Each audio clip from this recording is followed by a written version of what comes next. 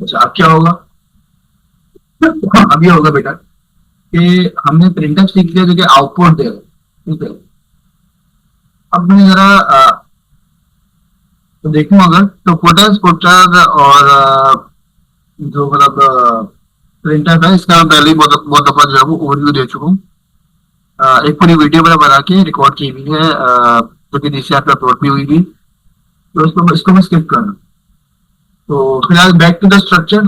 Structure के बाद बेटा मेन फंक्शन, ये मेन फंक्शन है। जो कुछ भी है ना बेटा, जो भी एग्जीक्यूट करने वाली चीज है वो मेन फंक्शन के यहाँ पर अंदर बॉडी के अंदर होती है। जहाँ कुछ जो कुछ मैं यहाँ पर लिखूंगा ना बेटा, जो कुछ मैं यहाँ लिख रहा हूँ ये मेन की बॉडी के अंदर है, ठीक है। ये मेन की बॉडी है पूरी। कहाँ से शुरू हो रही है? कर्ली ब्रैकेट से शुरू हो रही है और कर्ली ब्रैकेट पे ही खत्म हो रही है। ये क्या कहलाएगी बेटा? मेन की बॉडी कहलाएगी, ठीक है। ये है structure of C program, basic structure of C program. यहाँ पर एक और चीज आती है बेटा, रिटर्न जीरो। रिटर्न जीरो जो है ना बेटा, ये क्या होता है? ये बेसिकली जीरो एक इंटीजर है। इंटीजर यानी कि ऐसा नंबर जिसके अंदर डेसिमल पॉइंट नहीं आ रहा। तो मैं जीरो को रिटर्न कर रहा हूँ, ठीक है। किस तरह से? देखो बेटा, ये जो है ना वो अपना जो इंटीजर लिखा हुआ है यहाँ पर मेन से पहले, इसका मतलब होता है रिटर्न टाइप। अब मेन की रिटर्न टाइप क्या है बेटा? इंटीजर है। तो इसलिए मैंने सबसे एंड में क्या लिखा? रिटर्न जीरो लिखा। ये हमेशा एंड में लिखा जाएगा। आप ना लिखोगे तो क्या होगा कि कंपाइलर खुद ब खुद ही लिख देगा, इससे कोई एरर नहीं आता। अब देखो ये होता किस लिए? मिसाल के तौर पर मैंने प्रिंट किया और प्रिंट करने के बाद मुझे कोई इंटीजर प्रिंट कराना फॉर एग्जाम्पल, और मैंने प्रिंट करा दिया फॉर एग्जाम्पल 87, तो 87 आउटपुट आ जाएगा। अब मैं रन करूंगा तो क्या आउटपुट आएगा? देखो 87 आउटपुट आएगा। अगर मैं उसको जरा फुल स्क्रीन करके दिखाऊं तो process exit after something seconds and will return zero, return value zero, ठीक है। तो ये रिटर्न जीरो जो है यहाँ पर वैल्यू रिटर्न कर रहा है जीरो की, यानी कि ऑपरेटिंग सिस्टम को यानी कि डॉस को ये रिटर्न कर रहा है जीरो। अगर मिसाल के तौर पे मैं यहाँ पर लिख दूं 887 डिवाइड बाय जीरो। अब डिविजन बाय जीरो पॉसिबल नहीं है, ये आप लोग मैथ में पढ़ चुके हो, ठीक है। ये डिविजन बाय जीरो जो है ना नॉट पॉसिबल।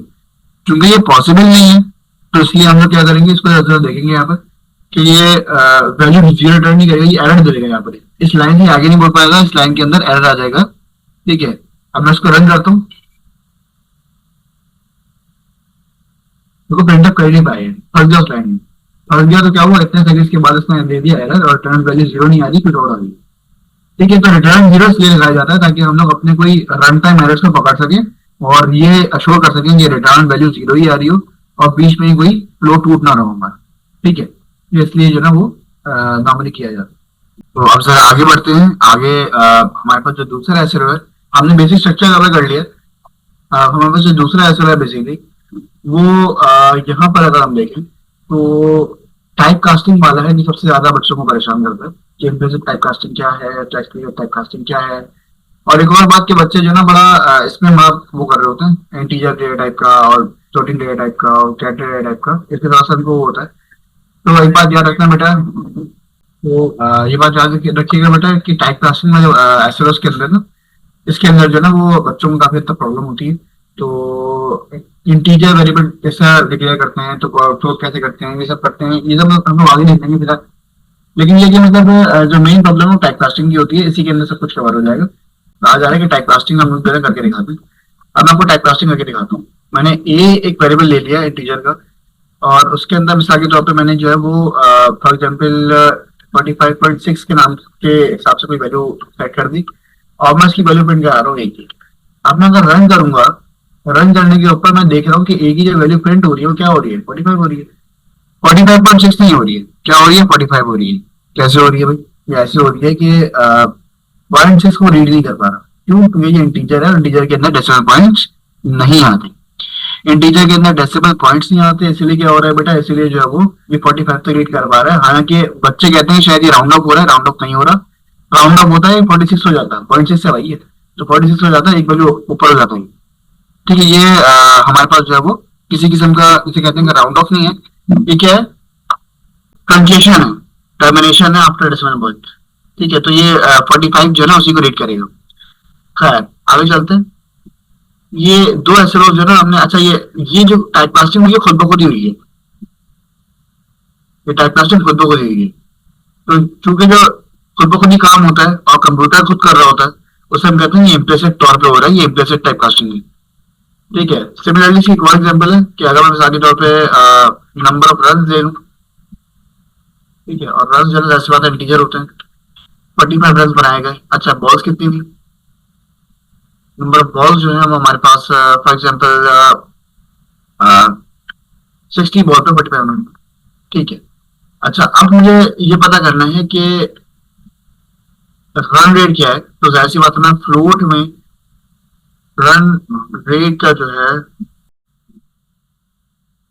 रन रेट का जो है वो एक वेरिएबल ले लूंगा और उसमें वैल्यू लगा दूंगा उसको रन अपन बॉल से।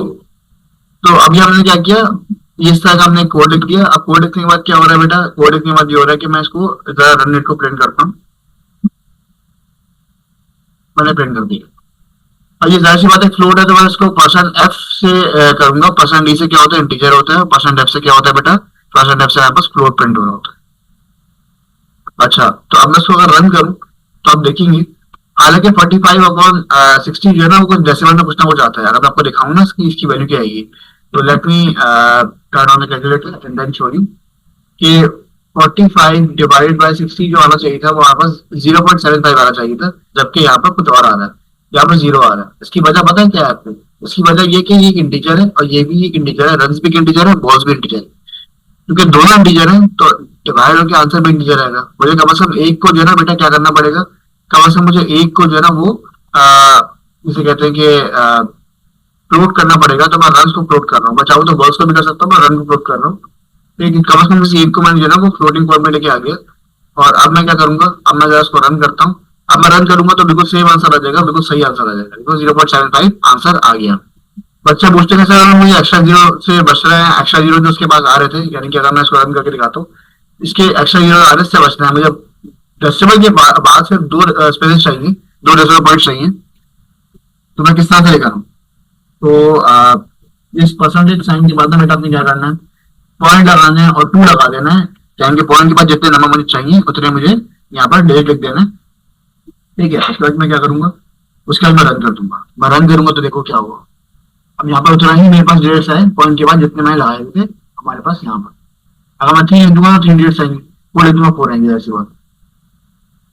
तो यहाँ पर मैंने क्या किया, इस तरह से मैंने जो ये काम किया ये मुझे बताना पड़ रहा है, इसको रन्स को मुझे खुद कन्वर्ट करना पड़ रहा है।